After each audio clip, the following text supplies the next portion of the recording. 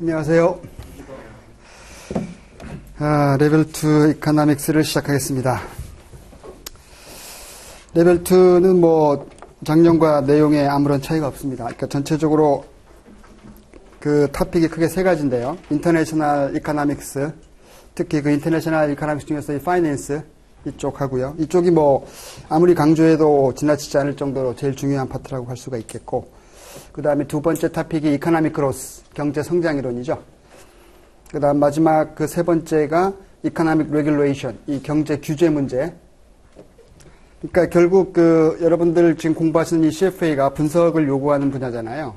어떤 투자자들이 어떤 투자를 할 것인가를 분석해 줘야 되는데, 그 투자하려는 나라의 외환시장이 어떤 식으로 형성돼 있고, 그 다음에 또 경제 성장 패턴이 어떤 식으로 지금 이어지고 있고, 그러니까 성장하는 나라가 수익률이 높지 않습니까? 따라서 그 경제 성장에 영향을 미치는 요인들이 뭘까? 이걸 분석자가 알아야 되겠죠? 애널리스트가. 그래야 그 나라가 앞으로 성장 잠재력이 있는지 없는지 이걸 평가할 수가 있고, 그래서 그 미래의 그 수익률을 이렇게 포캐스팅 해볼 수가 있잖아요. 그 다음에 어떤 나라는 이렇게 그 경제적 규제가 심한 나라가 있고, 또 자유롭게 그 기업 활동을 보장하는 나라가 있을 수가 있잖아요. 근데 그 규제가 또 경제에 또 어떤 영향을 미치는지 이걸 알아야 그 미래의 수익률을 또 예상하는데 그 우리가 소중한 정보를 활용할 수가 있기 때문에 요 세 가지 토픽이 매우 중요하다고 할 수가 있기 때문에 아마 요걸 이렇게 선정하는 것 같아요. 그래서 뭐 요것은 뭐 지금까지 레벨 2 쪽은 크게 몇 년 동안에 걸쳐서 토픽에 어떤 변화가 있지 않습니다.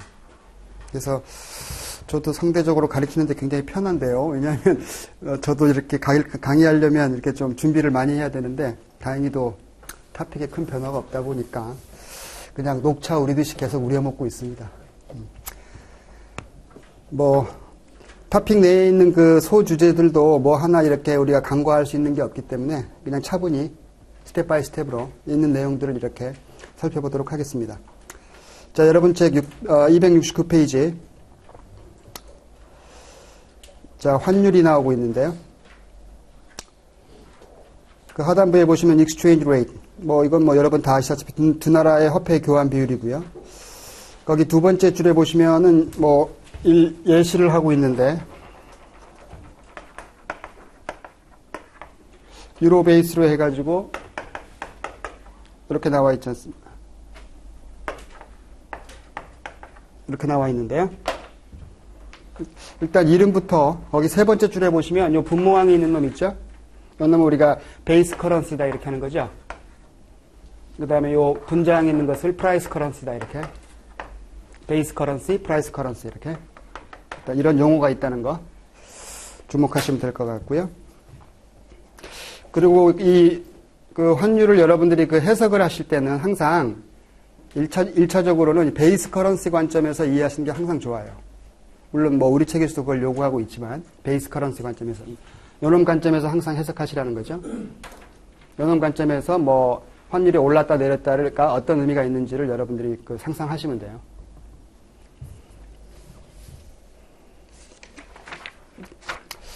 그 다음에 이 또 환율을 쿼테이션 할 때 그 딜러들이 일단 기준 환율이 주어져 있고요. 이렇게 기준 환율이 주어지면은 그 딜러들은, 이 딜러라는 건 은행을 말하죠. 우리 저 외환시장에서의 딜러는 항상 은행이라고 생각하시면 되겠고, 그 외환 거래를 통해서 마진을 창출해야 되잖아요. 따라서 이 기준 환율을 중심으로 해가지고 이렇게 좌우로 비드 프라이스, 그 다음에 에스크 프라이스 이렇게. 이 에스크는 이렇게 오퍼 프라이스라고도 합니다. 이렇게 비드 에스크 이렇게 쿼테이션 하고 있더라는 거죠. 그랬을 때 이 베이스 커런스 관점이라 그랬어요. 이거 항상 베이스 커런스 관점에서 이 딜러, 요 비드 에스크는 항상 딜러 관점이에요. 커스터머 관점이 아니라. 커스터머 관점, 항상 딜러 관점에서 보셔야 돼. 그래야 이해가 더 쉽고 헷갈리지 않습니다. 이 딜러 관점에서 이 베이스 커런시를 이 사겠다는 가격이 바로 비드가 되는 것이고요. 바이. 요 베이스 커런시를 팔겠다고 하는 게 에스기죠. 이렇게. 셀 프라이스 이렇게. 여러분들 뭐 여행을 이렇게 해보셨으니까 알겠지만 뭐 저 공항에 나가시면 우리 그 달러 바꿀 때 보면 고객이 사실 때, 고객이 파실 때 이렇게 표현해 주잖아요. 우리나라 딜러들은. 그러니까 딜러가 이게 팔겠다는 가격이지 않습니까? 베이스 커런시를. 따라서 우리나라 은행에서는 이게 고객이 사실 때야. 그러니까 딜러 관점에서 파는 거니까 커스터머 관점에서는 사는 거지. 바이 하는 거죠. 반대로. 그러니까 고객이 사실 때 가격, 고객이 파실 때 가격 이렇게 되는 거죠. 항상. 우리나라 딜러들은 친절하니까 고객 관점에서 사실 때 파실 때 이렇게 해주는 거죠. 사실은 자기들 관점이지. 자기들 관점. 저는 이거 항상 애쓰기라고 할게요. 왜냐하면 이거 오퍼라고도 부르긴 하는데 제 입에 발려있는 게 애쓰기라서 제가 공부할 때는 그냥 이런 말이 없었고 항상 이 말만 있어가지고 저는 그냥 버릇처럼 BDS 이렇게 하니까 저는 요 애쓰기라고 많이 쓸게요.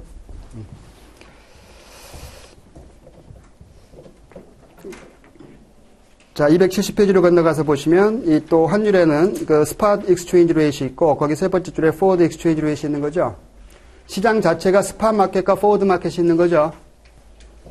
스팟 마켓은 즉각적으로 결제가 이루어지는 시장을 말하는 것이고 뭐 정확한 정의상으로는 거기 두 번째 줄에 있다시피 그 거래 이후에 투 비즈니스 데이 제2 영업일 이내에 결제가 이루어지고 있다면 이걸 스팟 마켓이라고 하는 거죠. 오늘 거래하고 내일 내가 그 환율을 계산하더라도 세틀먼트 하더라도 이거는 스팟 마켓이죠. 이에 비해서 그 결제 기일이 미래 시점일 때 이걸 우리가 포워드 마켓이라고 하는 거죠. 그 개별적으로는 뭐 일주일물, 15일물 이런 것도 있긴 해요. 이 포워드 컨트랙트가. 그런데 대규모 거래에서는 주로 한 달 단위로 이루어지고 있단 말이에요.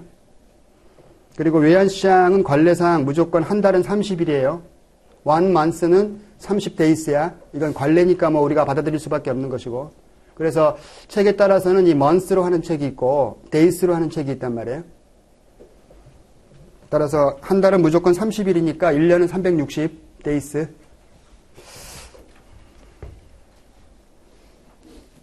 그래서 거기 270페이지 두 번째 패러그래프 보시면 제가 설명한 이 비드 애석이 나오고 있죠. 비드 애석 또는 비드 오퍼.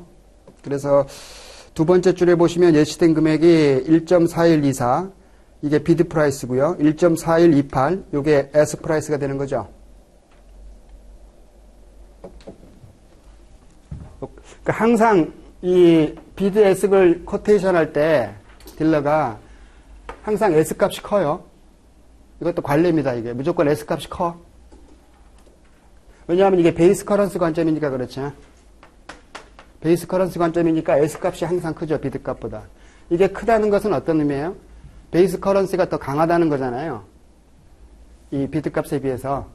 그러니까 딜러 입장에서는 팔 때는 비싸게 팔고 쌀 때 싸게 사겠다는 거지. 요 값이 작다는 것은 그죠. 살 때는 싸게 사고 이 베이스 커런스를 팔 때는 더 비싸게 파는 거죠. 그래서 그래야 그 마진이 생기는 거잖아. 따라서 이게 항상 이쪽이 클 수밖에 없겠더라.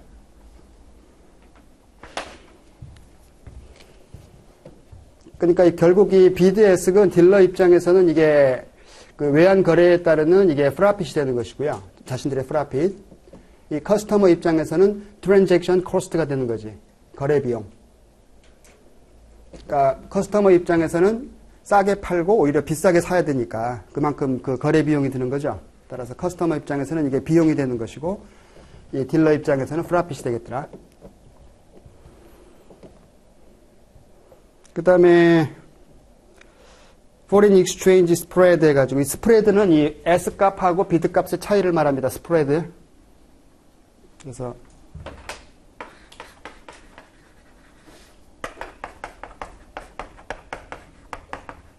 이 차이를 말하는 거죠. 이 차이가 크면 클수록 딜러들은 당연히 프라핏이 더 증가하는 것이고 커스터머들은 트랜잭션 코스트가 더 증가하는 거죠. 거래 비용이. 스프레드가 어떤 경우에 더 커지고 줄어드느냐. 그 영향을 미치는 요인들이 있겠죠. 그 다음에 환율을 표시할 때 국제 외환 시장에서 여기 보시면 여기 뭐 숫자가 하나 빠져버렸네. 1.4216인가요?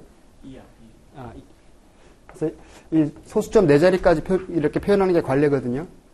그래서 거기 그 foreign exchange spread의 거기 두 번째 줄에 보시면 그 환율을 쿼테이션 할 때 for decimal place. 소수점 4자리까지 이렇게 표시하고 있더라는 거죠. 따라서 이게 만분의 1이지, 만분의 1. 이 만분의 1을 이거 1핍이라고 한단 말이에요. 1핍.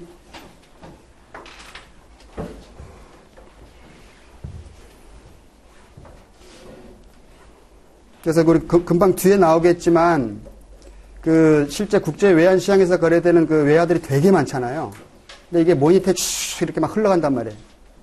근데 이 소수점 4자리까지 다 표시 이렇게 해버리면은 그 공간이 많이 필요할 수 있잖아요. 따라서 공간을 줄이기 위해서 이 끝자리만 이렇게 표시해가지고 핍으로 표시해가지고 요 놈에다가 얼마를 더한다 뺀다 이런 식으로 표현하는 경우들이 있거든. 그게 일반적이라는 거죠. 핍 단위로. 따라서 일단 기본적으로 소수점 4자리까지 쓴다는 사실만 기억하시면 될 것 같고요. 그 다음에 270페이지 거기 가운데 보시면 이 딜러 스프레드에 영향을 미치는 요인들이 있겠죠. 거기 첫 번째 닷들을 보시면 인터뱅크 마켓 이렇게 되어 있습니다.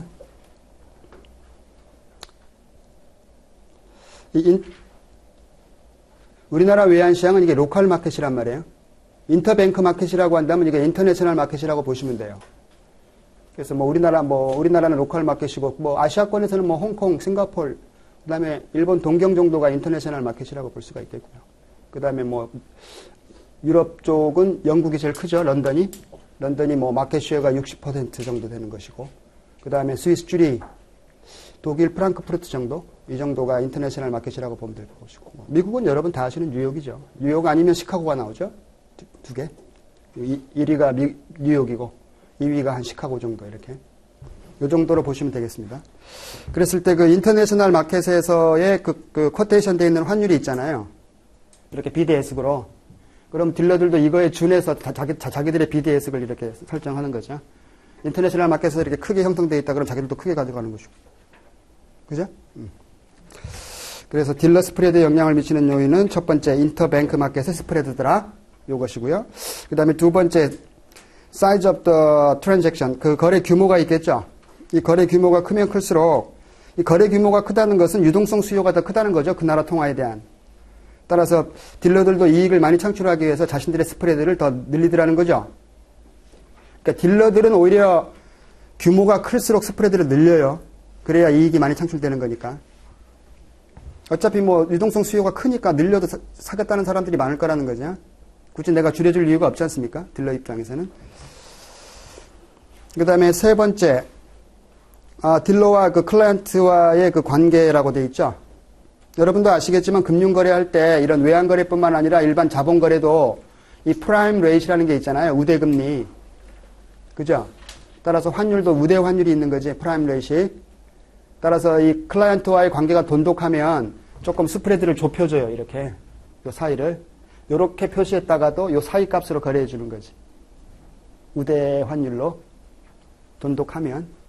그러니까 우리 보통 사람들이 이렇게 여행 나갈 때 공항에서 예컨대 우리나라 그 대형은행들이 공항에 다 나가 있잖아요. 우리은행, 신한은행, 하나은행 할 것 없이. 거기 가면은 이렇게 고객이 사실 때 파실 때를 이렇게 쿼테이션 해놓고 있는데 그 무역하는 기업들은 그걸로 안 하죠. 그 사이 값으로 한단 말이에요. 무역하는 기업들은. 그러니까 이 무역하는 기업들은 자주 거래해 주니까 이 프라임 레이스로 해주는 거지. 그래서 저도 옛날에 한번 장난삼아 여행 나가다가 우리가 기껏 다 꼽아야 100만 원, 200만 원 바꾸잖아요. 여행 갈 때는. 근데 그거 프라임 레이스로 해봐야 그 차이 별로 없는데, 그래서 재미삼아 친구놈이 이렇게 무역하는 놈이 하나 있는데, 오파하는 놈이, 야, 니네 얼마야? 했다니. 우리는 이걸로 한대. 조금, 한 5원 정도 차이 나더라고. 그래서, 야, 내 거 한 100만 원 한번 바꿔봐. 하면서. 니네가 하는 걸로 해서. 그래서 그 은행에서 바꿔다 주더라고. 달러를. 그래가지고, 버스 한 번 탈 차비는 나오더라고. 버스 한 번 탈 차비 정도. 근데, 무역하시는 분들은 어때요? 우리처럼 100만 원, 200만 원이 아니라 막 억 단위로 거래하시잖아요. 그러다 보니까 5원 또는 기껏해야 3원 이 정도 차이라 하더라도 나중에 이게 굉장히 커지죠. 100만 원, 200만 원 해가지고 진짜 중소기업 하시는 분들 그 우대 환율로 하면 잔잔하게 그 종업원 중 한 명의 한 달 월급 정도는 커버가 되더라고. 그 소기업 하시는 분들도. 따라서 이 딜러와 클라이언트와의 관계가 돈독하면 프라임 레이스로 한다. 따라 스프레드가 좁다. 이거 사실 기억하시면 될 것 같고요. 이거는 지금 딜러 관점이었어요. 이 세 가지는. 그 다음에 그 밑에는 보시면 인터뱅크의 스프레드가 있겠죠. 첫 번째, 여기 하이 볼륨 커런스 페어라고 되어 있죠. 거래 볼륨이 큰 통화들이 있지 않습니까? 예컨대 뭐 US 달러라든지 유로화라든지 이런 것들, 소위 말하는 국제 통화로서의 면모가 있는 것들이 있지 않습니까? 이런 것들은 그 인터뱅크 마켓에서도 스프레드가 좁아요. 왜냐하면 이거는 거래가 활발하니까 각 그 은행들 간에 치열한 경쟁을 하잖아요. 서로 고객을 유치하기 위해서. 그러다 보니까 스프레드를 이렇게 경쟁적으로 좁히는 거지. 우리나라 원화 같은 것들은 주요 통화가 아니기 때문에 인터뱅크 마켓에서도 스프레드가 큰 편이고요. 이런 US 달러나 유로화 같은 거에 비해서. 그 다음에 두 번째를 주목하십시오. 타임 오브 데이 해가지고요. 그 인터뱅크 마켓이 열리는 시장이 있잖아요. 예를 들면 미국 뉴욕 시장, 그 다음에 런던 시장 이렇게 열리는 시장이 있는데 우리나라와는 어때요? 밤낮이 바뀌지 않습니까? 따라서 인터뱅크 마켓이 열리는, 오픈하는 시간 때에 그 거래되는 스프레드와 이게 크로즈 됐을 때 스프레드는 다르다는 거지. 크로즈 해버리면 어떻습니까? 불확실성이 커지겠죠. 다음날 어떤 일이 벌어질지 모르잖아, 그 사이에. 그러다 보니까 이 인터뱅크 마켓이 크로즈 된 이후에 그 거래할 때는 스프레드가 좀 커지는 경향이 있고요. 오픈되어 있을 때는 이게 다 개방되어 있기 때문에 이게 스프레드가 좁아지는 경향이 있는 거죠. 그래서 우리나라 그 금융회사에 다니는 그 딜러들은 주로 밤에 근무하시잖아요. 그 여의도에 일반 직원들 다 퇴근할 때 출근하시는 분들이 있거든. 밤에 근무하기 위해서. 그래서 빌딩, 혹시 밤늦게 혹시 여의도 쪽에 가실 일 있으면 이렇게 빌딩들 한번 쭉 보세요. 한 10시 넘어서. 그러면 어떤 빌딩 특정 층에 이렇게 불이 켜져 있는 층이 있을 거야. 환하게. 아마 거기는 10중 8구 딜러들이 아마 근무하고 있을 거예요. 딜러들이. 그래서, 왜냐하면 우리나라가 밤이 돼야 뉴욕 시장하고 런던 시장이 문이 열리니까 그때 딜러들이 모니터링 하면서 외환 거래를 하는 거죠. 계속 모니터링 하면서. 그래서 뭐 책상 앞에 막 모니터가 막 한 4-5개 이렇게 배치돼 있죠. 그 딜러들. 그래서 굉장히 치열하게 근무하고 있어요. 연봉이 많은 대신에 친구들을 못 만나는 게 하나의 흠이지. 그래서 이 딜러들의 수명이 짧아요. 그래서. 이게 밤낮을 바꿔서 생활해야 되기 때문에 아무리 젊지만 장시간 일하는 것이 그렇게 쉽진 않잖아요. 그리고 또 다른 사람들과 단절되어 있기 때문에 생활이 굉장히 힘드니까 딱 몇 년 이렇게 하다가 또 다른 보직으로 이렇게 옮기는 거지. 빨리빨리. 근데 연봉 많이 줄 때 이렇게 뭐 소위 말하는 그 물 들어올 때 노조자식으로 연봉 많이 받아가지고 약간 팀장급으로 돼가지고 이렇게 내려와가지고 이제 정상적으로 아침에 출근하고 저녁에 퇴근하는 보직으로 옮기길 원하겠죠. 근데 한 번 정도 젊을 때는 한번 뭐 이렇게 경험상 해볼 만한 그런 직업인 것 같아요. 뭔가 치열한 삶 있잖아요, 왜. 다른 국제, 나랑 비슷한 머리 수준에 있는 사람과 치열하게 한번 컴피티션 해보는 거지. 그렇지 않습니까? 그래서 내가 잘 배팅하면 돈 많이 버는 것이고, 그럼 회사에서 연봉 많이 주겠죠. 그래서 굉장히 매력적인 직업 중에 하나가 아닐까라고 생각합니다.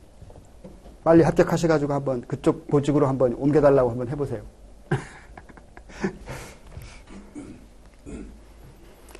그 다음에 세 번째는 여러분 다 아시겠죠? 마켓 볼러틸리티. 그러니까 시장의 변동성이 큰 경우가 있겠고 작은 경우가 있지 않습니까? 따라서 이 변동성이 컸을 때는 당연히 스프레드가 더 커지겠죠. 그만큼의 불확실성이 커지는 거니까.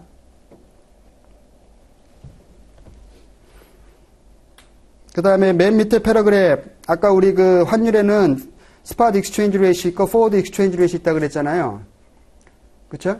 그러니까 이 세 가지 그 스프레드는 이게 스팟 익스체인지 레이트에 포커스를 맞춰서 얘기했거든. 그러면 포워드 레이트도 이 선물 환율도 당연히 이 스프레드가 있을 거잖아요. 그러면 이 세 가지는 공통적이라는 거죠. 스팟 레이트하고 포워드 레이트 다 공통적으로 갖는 것이고 이 포워드 레이트만이 갖는 스프레드에 영향을 미치는 독특한 특징이 하나 있죠. 이 포워드 레이트는 거래 시점이 미래잖아요. 그렇죠? 따라서 이 매처러치, 이 만기가 다르다는 거지. 따라서 이 포워드 컨트랙트가 한 달짜리냐 아니면 6개월짜리냐 1년짜리냐에 따라서 똑같은 그 화폐라 하더라도 환율이라 하더라도 스프레드가 다를 수밖에 없겠죠? 따라서 이 머처러티가 길수록, 이 만기가 길수록 그만큼의 불확실성이 커지는 거니까 같은 조건이라면 스프레드가 더 커질 수밖에 없다. 지금 그 얘기를 270페이지 맨 밑에 패러그래프에서 하고 있는 거죠. 머처러티.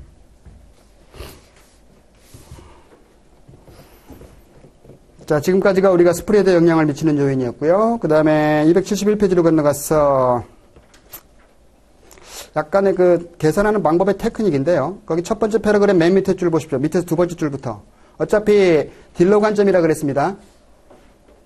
딜러 관점이니까 buy the base currency at ask. 그 다음에 sell the base currency at bid. 그러니까 S 값으로 베이스 커런시를 사고 그 다음에 비드 값으로 베이스 커런시를 판다. 뭐 이런 표현이 있는 거죠.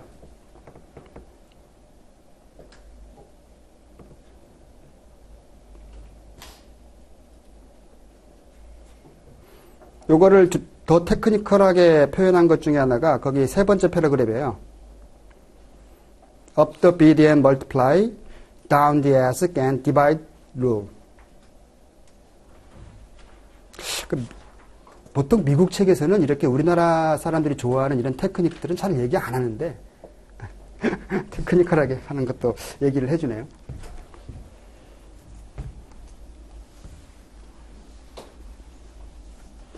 자, 볼게요. 거기 이그젬플을 가지고 한번 해보겠습니다.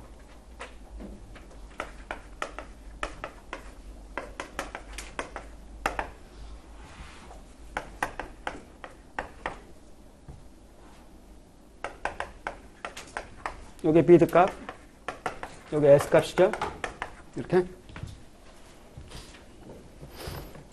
GBP, 이 영국 파운드와 베이스로 오스트리아 달러가 지금 쿼테이션 되어 있는데요. 이때 거기 1번 문제가 뭐냐면은 1 밀리언 GBP를 바꾸려고 한다. 1 밀리, 이 GBP가 지금 여기 있잖아요. 베이스 커런시에. 그쵸? 그래서 이걸 가지고 이놈을 바꾸는 거잖아. GBP를 가지고 AUD를 바꾸는 거잖아. 이렇게 올라가는 과정이잖아요. 그럼 거기 아까 우리 밑줄 그은 거 세 번째 패러그래프 up the bid and multiply 이렇게 돼 있잖아요. 이게 뭐냐면 지금 이 비드 값에다가 그냥 바로 곱해버리라는 거지. up the bid니까 multiply 바로 곱해버리라 비드 값에다가. 그러니까 1 밀리언 GBP잖아요. 1 밀리언 GBP를 오스트리아 달러로 바꾸는 과정이니까 이렇게 올라가는 과정이니까 비드 값에다가 바로 곱해라. 1 밀리언을 1 밀리언 곱하기 1.506 이렇게. 테크닉이 이렇게 바꾸는 과정이면 비드 값에 바로 곱하라. 반대로 오스트리아 달러를 가지고 GBP를 바꾸는 과정이 있을 수가 있잖아요. 그럼 이거 내려오는 과정이잖아. 그러면 내려올 때는 뭐라고 하고 있죠? 지금 down the ask and divided rule 이렇게 돼 있잖아요. 내려가는 과정이면은 요 S 값에다가 적용을 시키되 어떻게 divided 하라고 하는 거지. 그러니까 따라서 1 나누기 1.5067에다가 그 값을 곱하라 이렇게 하고 있는 거지.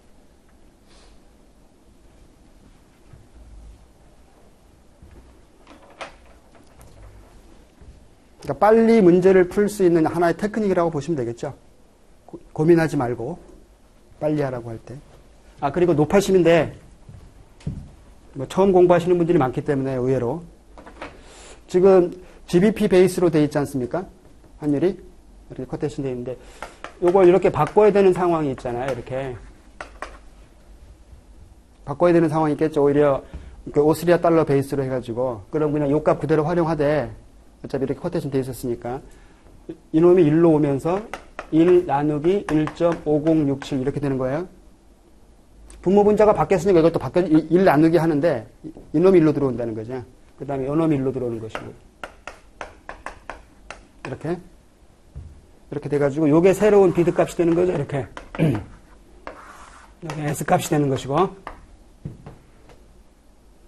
크로스로 이거는 그냥 아까 제가 얘기했던 거와 연관되어 있는데요.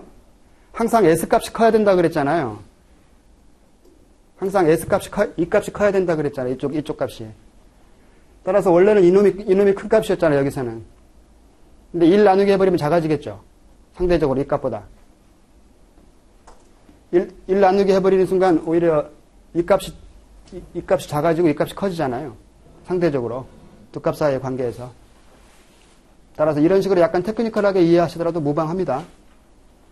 일단 무조건 S값이 크게 나와야 돼요. 나중에 이렇게 여러분들 실제 시험 보실 때 빠르게 문제를 계산을 해야 될 때 막 이렇게 헷갈릴 수가 있거든. 그럼 무조건 일단 계산한 다음에 큰 값을 뒤에 두고 작은 값 앞에 두면 돼. 비트 값으로. 의심하지 마시고.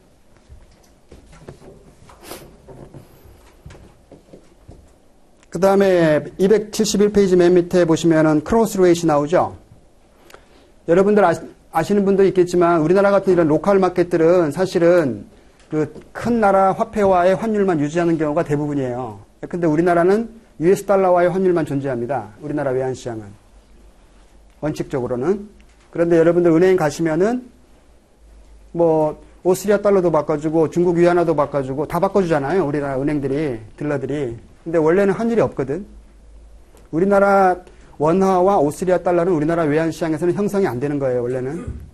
US 달러와의 환율만 유지되는 건데 그러면 이때 우리나라 달러와 오스트리아 달러와의 환율은 어떻게 계산하느냐. 크로스 레이스로 계산하고 있더라는 거죠. 우리나라 딜러들이. 그러니까 오스트리아도 마찬가지로 미국 달러, US 달러와의 환율이 있으니까요. US 달러를 매개로 해서 매개 통화로 해서 이게 서드 커런스가 된단 말이죠. 제3의 US 달러가 이걸 매개로 해가지고 우리나라 화폐와 그 오스트리아 달러와의 크로스 레이스를 구할 수가 있겠더라는 거죠.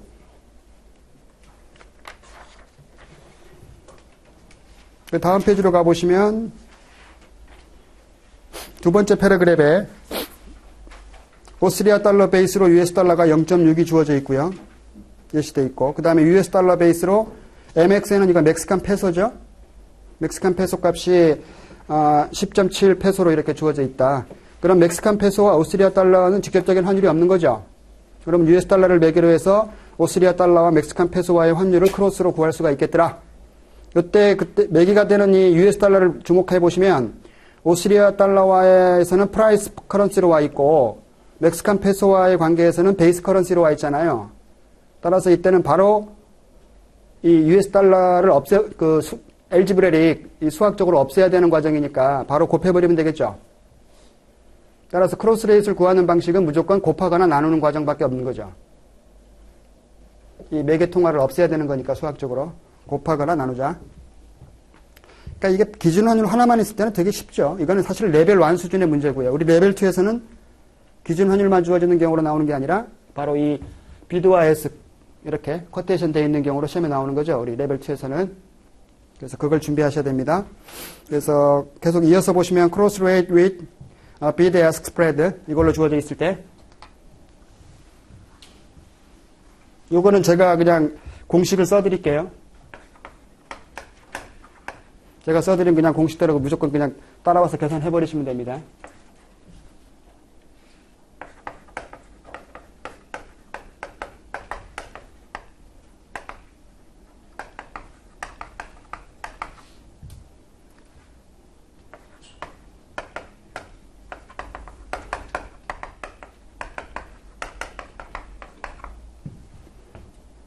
이 CHF는 스위스 프랑, 국제 외환시장에서 이 스위스 프랑을 표시할 때 CHF라고 하죠. 그러면 이 GBP하고 스위스 프랑과의 환율이 지금 없는 상황이잖아요. 그러면 US 달러를 매개로 구하는데 지금 아까도 얘기했지만 이쪽에는 베이스 커런시로 와 있고 이쪽에서 프라이스 커런시로 와 있잖아요. 따라서 이걸 없을 때는 그냥 곱하는 과정이라고 할 수가 있겠죠. 곱하는 과정. 곱하면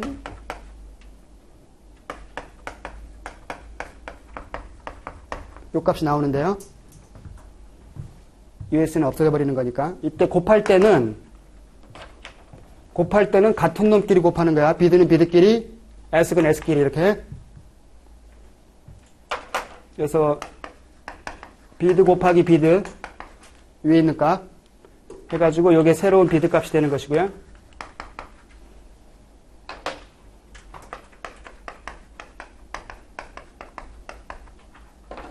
S끼리 곱한 값이 새로운 S이 되는 거예요. 이렇게. 곱하는 과정이다 그러면 무조건 같은 놈끼리 곱해. 곱해야 되는 상황이다 그러면. 일단 문제를 여러분들 빨리 일단 푸는 것이 일단 좋으니까 계산 문제 같은 거는 그러니까 문제에서 이렇게 주어진 상태에서 정작 값은 이 둘을 바꿔서 계산하라 할 수도 있잖아요. 근데 이놈으로 하지 말고 이 값으로 계산하라 이렇게 할 수도 있잖아요. 그러면 일단 문제를 빨리 풀어야 되니까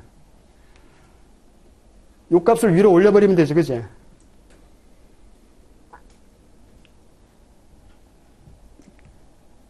그래도 되고 아니면 그냥 무조건 주어진 값에서 무조건 이걸 빨리 계산기로 두드린 다음에 이렇게 나오면 아까도 얘기했지만 1 나누기 요 S값 이렇게 무방하겠죠? 1 나누기 요 비드값 이렇게 해서 구해버려도 무방하겠죠? 그러니까 여러분들이 편한 대로 하세요.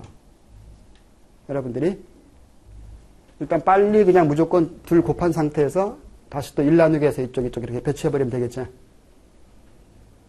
그래서 아까도 얘기했지만 무조건 1 나누기 한 상태에서 작은 값 앞에 두고 큰 값 뒤에 두면 되는 거니까. 그러니까 뭐 문제에서는 뭐 S값만 구하라, B값만 구하라 이렇게 할 수 있거든. 둘 다 구하라 할 수도 있겠지만. 빠르게 하는 것도 여러분들이 이미 머릿속에 염두에 두시면 당황하지 않고 빨리빨리 할 수 있는 거니까. 전혀 준비가 안 된 상태에서 바로 하려면 이 시험장에서는 더 긴장되니까 자꾸 이렇게 망설여진단 말이에요. 망설이지 마시고 이런 계산 문제는 굉장히 테크니컬하게 접근하는 게 좋겠죠. 그 다음에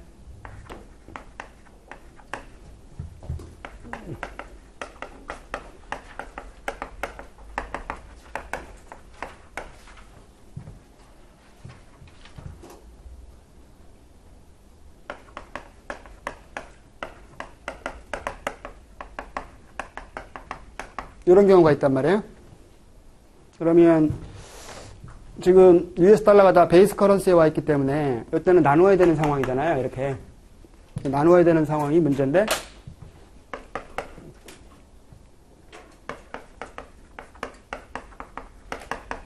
이 값이 나오는데요. 나눌 때는 이렇게 크로스로 나눠줘야 돼요. 이렇게 이런 식으로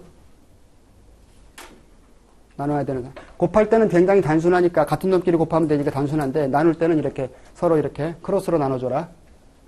그래서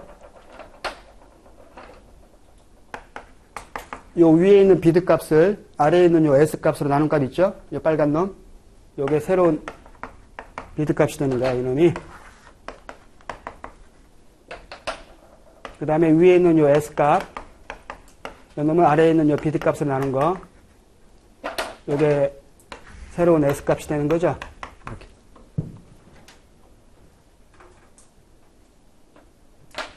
이번에는 제가 칼날을 좀 정확히 맞췄습니다. 심혈을 기울였어요.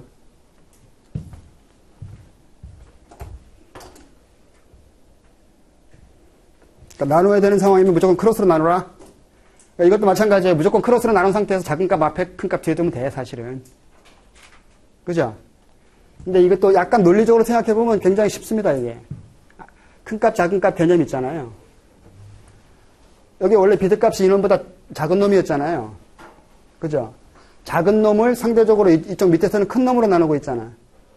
작은 값을 큰 값으로 나누면 더 작아지겠지. 따라서 이 앞에 와야 되고요.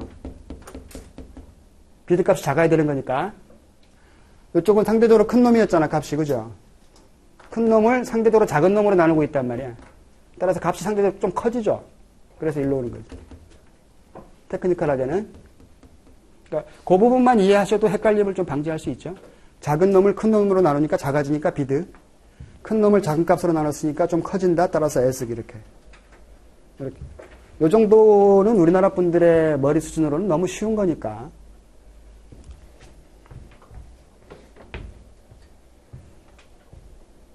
이거 미국 사람들한테 이거 설명할 때가 제일 힘들어요.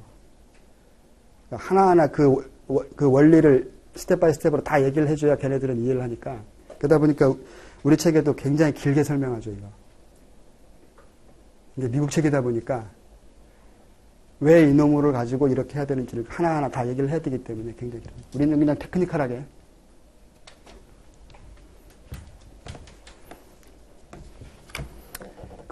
크로스레이트 계산하는 문제 나오면 한 문제당 푸는 시간을 30초 이상 허락지 않겠습니다. 우리는 30초면은 뭐 넉넉하게 푸니까요.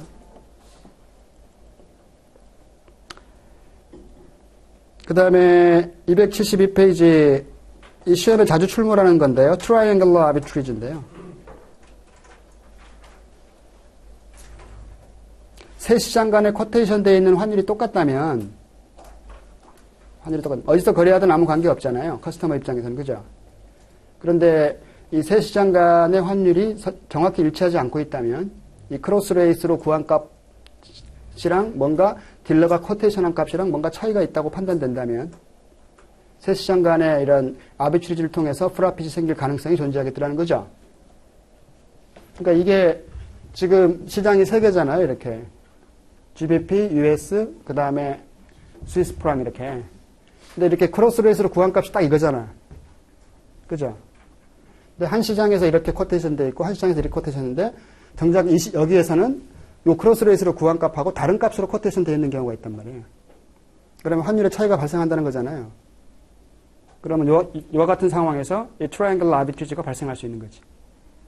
정확히 크로스레이스로 구한 값과 일치하지 않을 때. 그렇죠?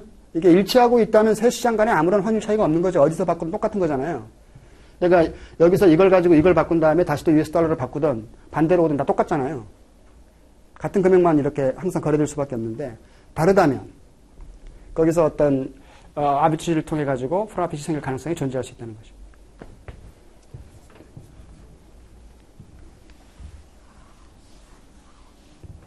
이것도 제가 공식을 만들었으니까 그냥 공식대로 따라오시면 이것도 30초 만에 풀 수 있습니다.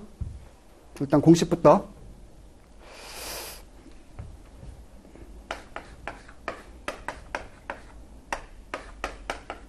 여기서 DC는 도메스틱 커런시예요. 시작하는 놈. 도메스틱 커런시, 포린 커런시 1. 지금 통화가 3개가 필요하잖아요. 트라이앵글러니까. 그러니까 도메스틱 커런시, 포린 커런시 1, 포린 커런시 2 이 세 가지야. 도메스틱 커런시를 가지고 포린 커런시 1을 바꾸는 과정이에요. 여기서 이 하첨자는 비드 값을 의미합니다. 비드 값.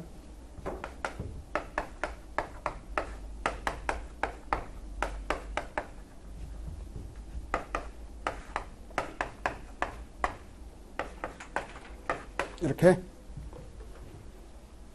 다 비드 값이야. 했을 때 요게 1이 나왔다면 요 값이 이렇게 해서 다 곱해봤더니 1이 나오면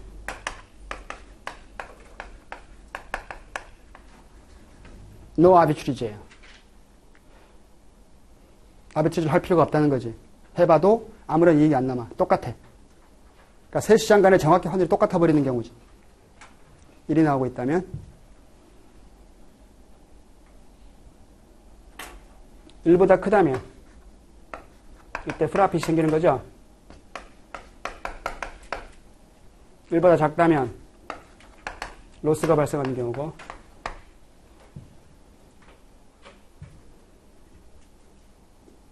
어차피 이걸 가지고 계산 문제가 나오면 무조건 프라핏이 나오는 경우로서 그 프라핏의 값을 구하라 이렇게 하거든요. 이윤의 크기를 계산하라 이렇게. 근데 이거는 무조건 상충관계라. 이거는. 그러니까 무조건 이게 1이 아니면 무조건 프라핏이 나오는 상황이 있습니다. 무조건. 이 경우가 발생하거나 아니면 이게 아니야. 이거 아니고요. 그러니까 요렇게 해가지고 계산을 해봤는데 1보다 작은 값이 나왔어. 그러면 이게 손실이거든. 일단 1부터 나오는 경우부터 이해해볼게요. 1부터. 그러니까 도메스틱 커런시 1 유닛 한 단위 1 유닛을 가지고 이놈을 바꾸는 거지. 그러니까 비드값을 하는 거라. 이거 비드값을 하는 이유를 아시겠어요? 만약에 내가 도메스틱 커런시를 가지고 포린 커런시를 내가 바꿔야 되는 상황이다 그러면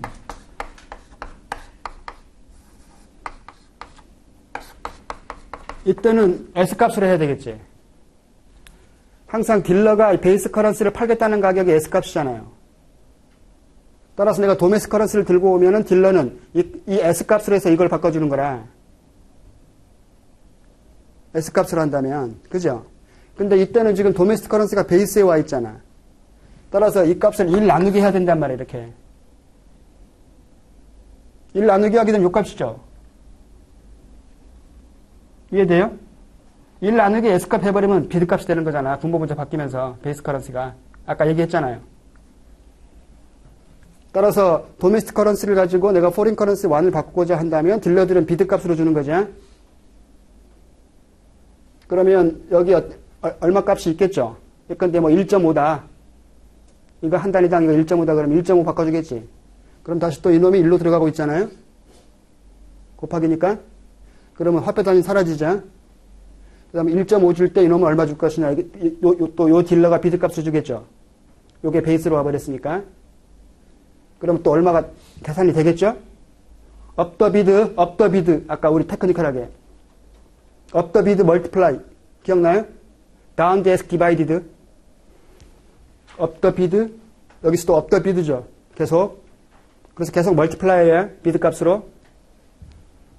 다시 이놈 소거되면서 최종적으로는 도메스틱 커런시로 화폐 단위로 나오는 거지. 그런데 아까 여기 시작할 때 1 유닛으로 시작했잖아요. 한 단위로. 따라서 1 유닛이 돼버리면은 본전이지, 본전. 이해돼요? 따라서 1이면 노 아비치리지. 아비치 할 필요가 없어. 어차피 이윤도 안 생기는 거니까. 그런데 1보다 크면 어때요? 1보다 크면 그 큰 값만큼 이윤이 생기는 거지. 큰 값만큼. 1보다 작으면 0.9다 그러면 내가 1 유닛 가지고 시작했는데 0.9 돼버리면 내가 0.1만큼 손해본 거잖아요. 오케이?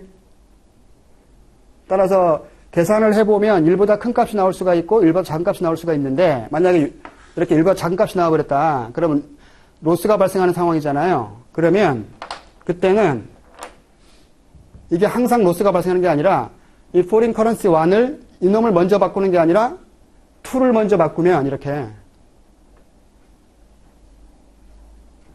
이 순서를 바꿔주면 그때는 1보다 큰 값이 나와요.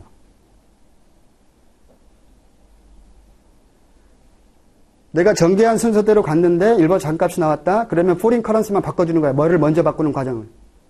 내가 아까는 1을 먼저 바꿨잖아요. 도메스틱 커런시로. 그랬더니 1보다 작은 값이 나왔다. 그러면 2를 먼저 바꾸는 과정으로 시작하면 1보다 큰 값이 나와. 무조건. 그래서 한 번만 더 계산해 주시면 돼. 이윤을 어차피 요게 시험에 나오면 이윤을 계산하라 이렇게 할 거란 말이야. 내가 1 밀리언 달러를 가지고 시작한다 이렇게 한단 말이야. 그러면 이윤은 얼마겠느냐 이렇게 물어보거든. 그럼 무조건 이윤의 값을 계산해야 되는 거니까 포린 커런시 1으로 시작했다가 했더니 1보다 작다. 그럼 포린 커런시 2로 한 번만 더 이 과정을 해주면 1보다 큰 값이 나오고 그 1보다 큰 값에서의 그 소수점 단위 있죠. 그게 프라핏이 되는 거야. 근데 뭐 예산을 맞더니 1.0063 25가 나왔다 이런 식으로 한 소수점 보통 한 6자리만 이렇게 계산하면 돼요. 그럼 대충 나와. 어차피 이게 곱하기 1 밀리언이거든 이렇게. 그러면 이게 프라핏이 되는 거지. 6,325달러가 이윤이 생긴다 이렇게.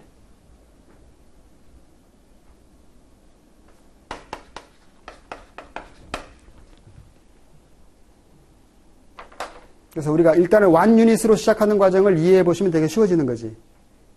그래서 1보다 큰 값이 나오면 그 소수점 뒷자리가 이윤이 되는 거죠. 그만큼. 그래서 내가 활용하고 있는 화폐가 어느 액수만큼 활용할 수 있느냐. 뭐 1 밀리언이 될 수도 있고 10 밀리언이 될 수도 있고 그 문제에서는 아니면 그냥 작게는 뭐 10만 불만 갖고 해봐라 이렇게 할 수도 있고 그러면 그냥 10만 불이면은 뭐 소수점 5자리까지 이렇게 보시면 되는 것이고 1 밀리언이면 6개까지 이렇게 보시면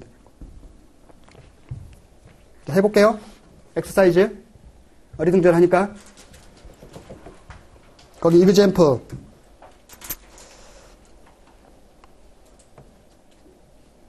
여기 오스트리아 달러 베이스로 US 달러 BDS 값 주어져 있고 멕시칸 페소 베이스로 US 달러 BDS 값 주어져 있습니다. 이거 빠르게 한번 크로스 레이스를 한번 구해볼까요? 이때는 이게 곱하는 과정이죠.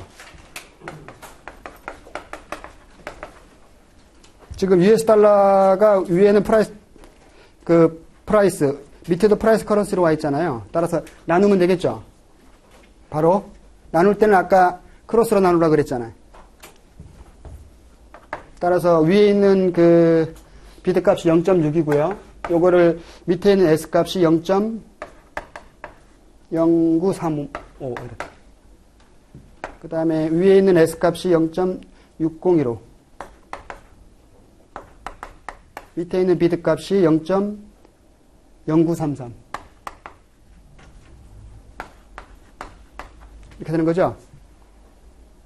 그래서 구해봤더니 요게 새로운 비트 값이 6.4171. 요 값이 6.4469. 이렇게 나오고 있다는 거죠.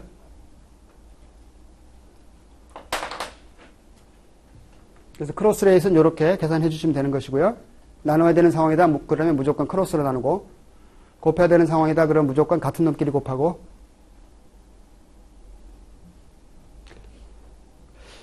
끄떡끄떡 왜 안 하세요? 불안하게 시리.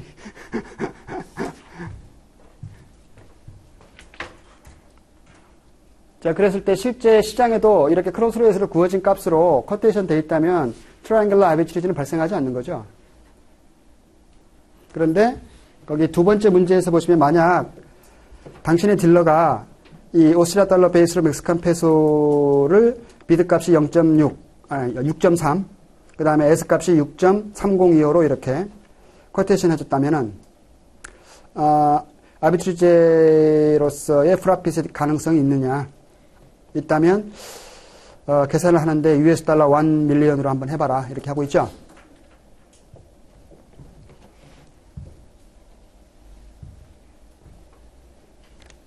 그러면 한번 해볼게요.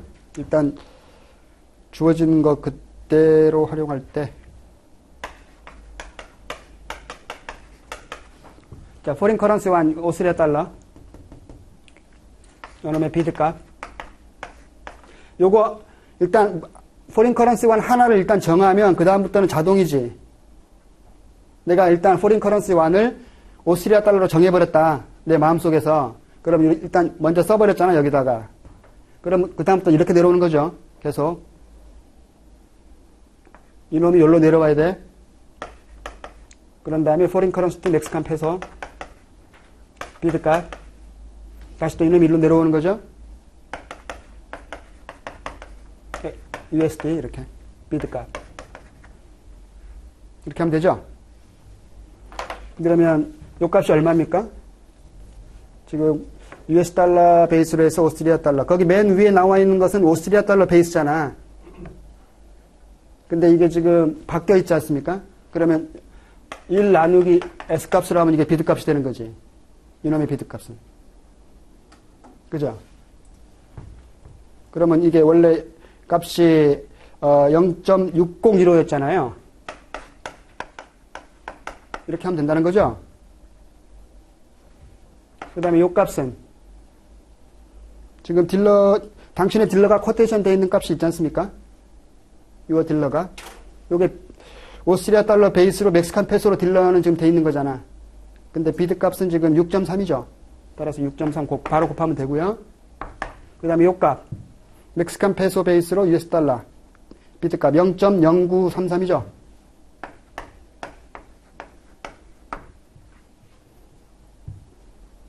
그래서 이거 계산해 보면 제가 계산기 두드려 봤더니 0.977 이렇게 나와요.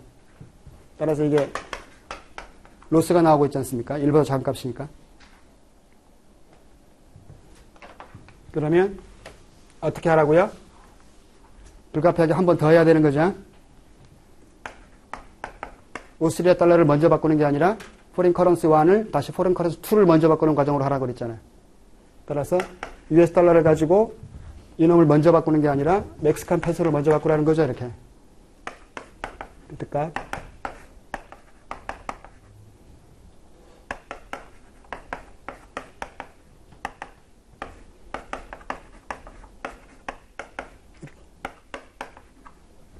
이 과정으로. 그러면 요 값은 얼마입니까? USD 멕시칸 페소. 지금 멕시칸 페소 베이스로 USD로 주어져 있으니까 1 나누기 S 값으로 하면 되겠죠. 이것도. 지금 쿼테이션 되어 있는 게 멕시칸 페소 베이스로 US 달러가 0.0935잖아요. 따라서 1 나누기 0.0935 이렇게 하면 되죠.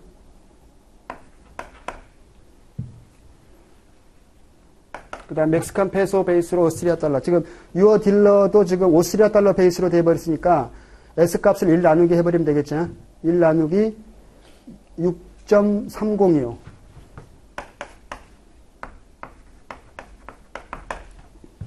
그 다음에 오스트리아 달러 베이스로 USD. 이거는 바로 하면 되겠네요. 오스트리아 달러 베이스로 주어져 있으니까. 0.6이죠? 이렇게. 그래서 이 값 구해봤더니 얼마냐?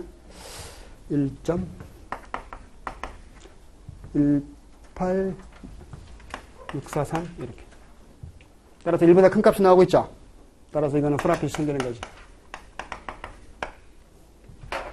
요 소수점 여기다가 1 밀리언 US 달러를 곱하는 거니까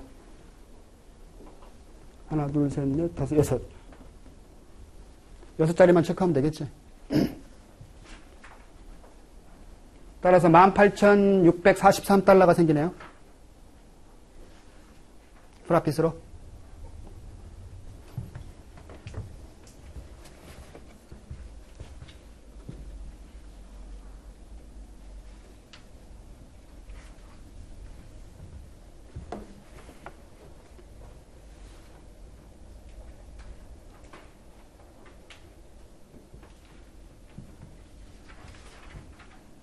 이거 기분 나쁘신 분은 뭐 공식을 S값으로 재편시켜도 상관없습니다.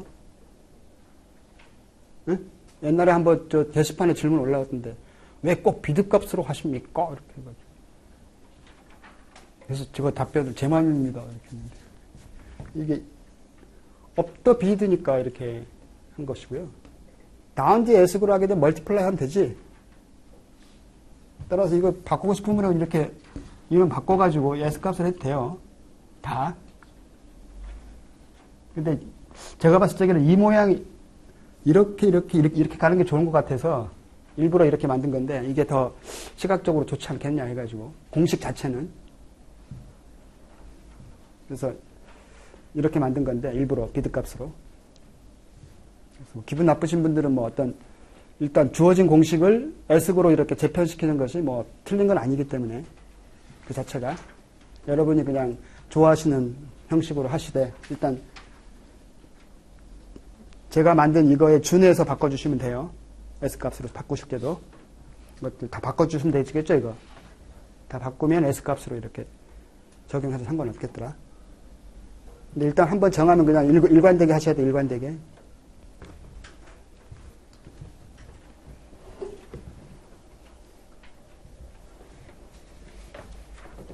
이게 지금 우리 책 설명항 읽다 보시면 잘 이해가 선명하게 잘 안 되는 경우가 많습니다. 이게 오히려 논리적으로 설명하는 게 더 막 길게 막 하나하나 꼼꼼하게 이렇게 하면서 하니까 더 헷갈릴 수 있으니까 그냥 기계적으로 접근하시는 것이 나쁘지 않겠다 싶어서 공식 만든 거니까요. 그리고 아까 우리 크로스 레이슬 구한 값 있잖아요. 이미 1번 문제에서 그거랑 딜러가 쿼테이션한 값을 한번 이렇게 비교해 보십시오.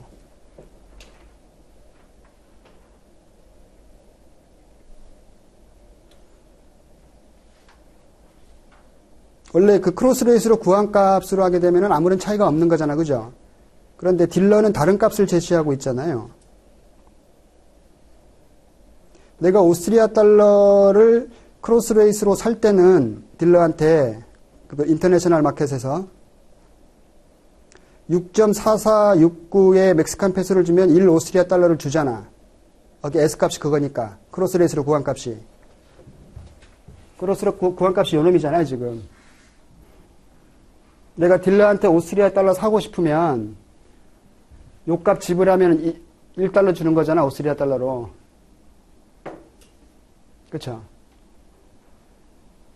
그리고 그 1달러를 가지고, 오스트리아 달러를 가지고 멕시칸 페소, 그 유어 딜러한테 1 오스트리아 달러를 주면 멕시칸 페소를 얼마 주고 있습니까? 6.3밖에 안 주고 있잖아요. 따라 손실이 발생하는 거지. 그렇죠? 그러면 내가 반대로 멕시칸 페소를 가지고 오스트리아 달러를 바꾸는 게 아니라 인터내셔널 마켓에서 역으로 딜러한테 바꿔서 역으로 가면 내가 이익 보잖아. 아까 인터내셔널 마켓에서 이 멕시칸 페소를 들고 가서 오스트리아 달러 바꿨잖아요. 그때는 딜러한테 갖다 주니까 1 오스트리아 달러 줬더니 6.3밖에 안 주잖아요. 멕시칸 페소를. 그럼 내가 손해본 거잖아. 6.3하고 이거는 차이가 있는 거니까. 그럼 반대로 딜러한테 사가지고 반대로 가면은 내가 오히려 이익을 보잖아요. 이해되십니까? 따라서 그냥 굳이 계산 문제로 안 나오고 서술형 문제로 나올 수도 있어요. 어떤 과정을 거쳐서 가면 이익이 생기느냐 이렇게. 그러니까 딜러한테 먼저 오스트리아 달러를 바꾸고 그 오스트리아 달러를 인터뱅크 마켓에 가서 그 크로스 레이스로 형성되어 있는 데 가서 바꾸면 이익이 발생할 수 있다. 이렇게. 서술형 문제로 나올 수도 있어요. 그러니까 어느 것을 먼저 바꾸느냐, 그러니까 어느 시장에서 먼저 바꾸느냐, 유어 딜러한테 먼저 바꾸느냐, 아니면 인터뱅크 마켓에서 먼저 바꾸느냐, 이런 거. 이거를 물어볼 수 있어요? 그러니까 한 번 정도는 생각을 해보세요. 크로스레이스로 구간값하고 딜러값하고 이렇게 여러분들 한번 내가 만약에 바꾼다면 해가지고 한 번 정도는 생각을 해주세요. 계산 문제는 무조건 내가 공식이 있으니까 상관없고 서술형 문제로 나올 수 있기 때문에 잠시 쉬었다 할게요.